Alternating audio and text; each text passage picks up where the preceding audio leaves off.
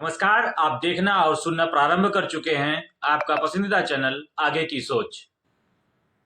आज हम बात करेंगे इंडिया गठबंधन के कल हुए बैठक पर। कल दिल्ली में इंडिया गठबंधन का चौथा बैठक था, जिसमें इंडिया गठबंधन के सभी 28 दल शामिल थे। गठबंधन में मल्लिकार्जुन खड़गे, सोनिया गांधी, राहुल गांधी, लालू प्रसाद यादव, अखिलेश यादव, राम गोपाल यादव के साथ साथ वहीं ममता बनर्जी, अरविंद केजरीवाल, स्टालिन और आरएलडी के जयंत चौधरी सहित अन्य सभी 28 दलों के राष्ट्रीय अध्यक्ष उपस्थित थे। आखिर इंडिया गठबंधन में क्या चर्चा हुई, सीटों के बंटवारों को लेकर आपस में क्या सहमति बन पाई, इस पर भी हम विस्तार पूर्वक चर्चा करेंगे। जैसा कि आप जानते हैं कि आगामी लोकसभा चुनाव में एनडीए से लड़ने के लिए इंडिया गठबंधन मजबूती से अपनी तैयारी कर रही है। मीटिंग से निकलने के बाद समाजवादी पार्टी के राष्ट्रीय अध्यक्ष अखिलेश यादव के चेहरे पर खुशी देखी गई।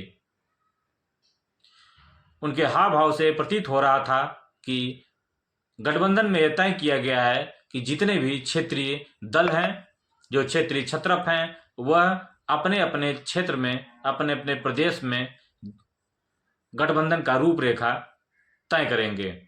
सीटों के बंटवारों को लेकर उनका एक इंडिया अलायंस कमेटी बनाई गई, जिसमें 5 सदस्य शामिल किए गए, जो गठबंधन के मुद्दों को लेकर समस्त राष्ट्रीय पार्टियों से चर्चा करेंगे, जिसमें अशोक गहलोत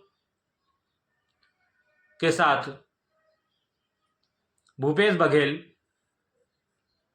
मुकुल वासनिक, सलमान खुर्शीद और मोहन प्रकाश हैं।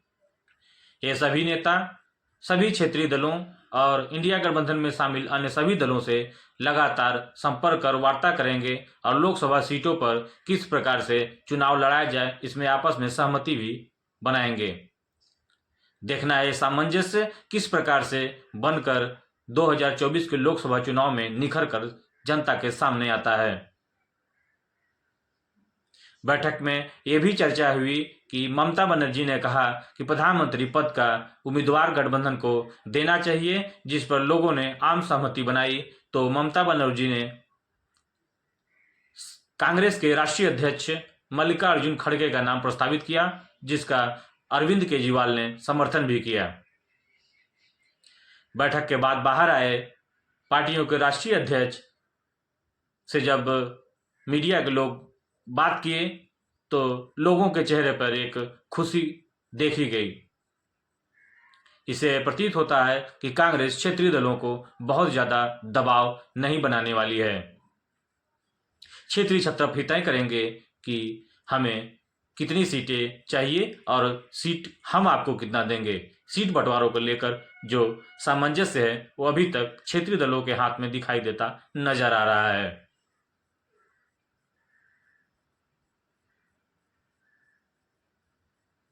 2024 के लोकसभा चुनाव की बात करें तो जहां एनडीए भी अपने घटक दलों से लगातार संपर्क में है, वहीं इस बड़ी बैठक के बाद इंडिया गठबंधन के क्षेत्रीय दलों के चेहरे पर जो ये मुस्कान सामने आई है, इसे देखकर एनडीए में कहीं न कहीं बेचैनी है। वहीं बहुजन समाज पार्टी की बात करें तो इंडिया गठबंधन का कोई भी नेता या इंडिया गठबंधन में शामिल कोई भी पार्टी उनका नाम लेने से बच रही है। तो क्या उत्तर प्रदेश में समाजवादी पार्टी, आरएलडी और अन्य अपने छोटे सहयोगियों के साथ कांग्रेस के साथ मिलकर ही यह चुनाव लड़ेगी, यह देखने का विषय है।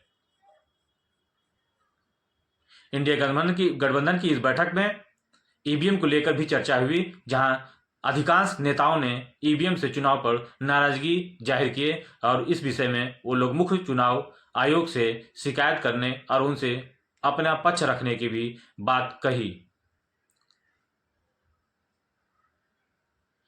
इंडिया गठबंधन के घटक दलों द्वारा लगातार बनाए जा रहे रणनीति को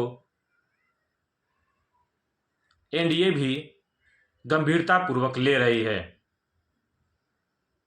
अब यह तो आने वाले आगामी लोकसभा चुनाव में सीटों के बंटवारों पर लेकर किस प्रकार से सहमति इंडिया गठबंधन के लोगों में बन पाता है, वह चुनाव परिणाम या चुनाव के समय में दिखाई देगा।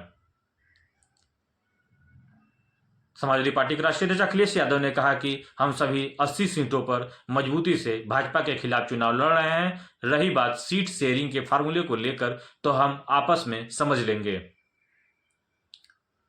आरएलडी भी अच्छी खासी सीटों की मांग करती दिख रही है।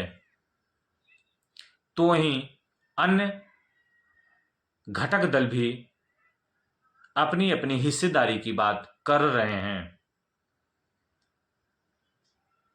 वैसे में क्षेत्रीय दलों में जो क्षेत्रीय छत्रप हैं वो सीनियर अलायंस उन्हीं को माना जाएगा, वही तय करेंगे कि सीट किसको कितना देना है।